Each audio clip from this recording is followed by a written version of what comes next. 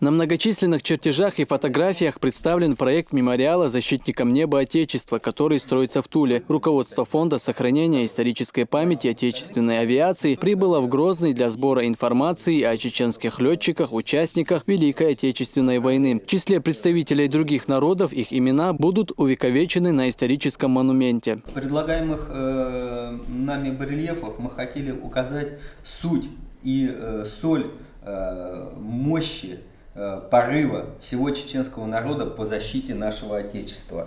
И то, какой они вносили вклад и вносят вклад и в настоящее время, и я абсолютно уверен, и будут вносить вклад в защиту Отечества, именно чеченский народ. В общении с председателем парламента руководитель проекта Владимир Преображенский рассказал, что мемориал строится к 70-летию Победы. Он будет представлять собой два самолета – разбившийся немецкий и советский истребитель, выполняющий крутой вираж. Мы занимались архивными данными и столько много интересных ваших соотечественников нашли, которые не просто совершили какой-то единичный подвиг, да, а вот, допустим, они передают опыт летного дела, да, 10 тысяч часов, ни одного авиационного происшествия. Ну, это подвиг, по той простой причине. Это Магомед?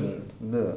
Главная цель проекта – увековечить имена самых достойных летчиков и всех тех, кто занимался авиастроением. Свою готовность оказать всю необходимую помощь выразил и председатель парламента Дукуаха Абдурахманов. У меня указание главы республики Рамзана Ахматовича Кадырова, героя России, встретить вас, оказать должное содействие вашему проекту. Перед вызовами 21 века наступает фашизм. Как ответить? Да вот только этими объединяющимися моментами. То есть указание главы республики, есть понимание с нашей стороны.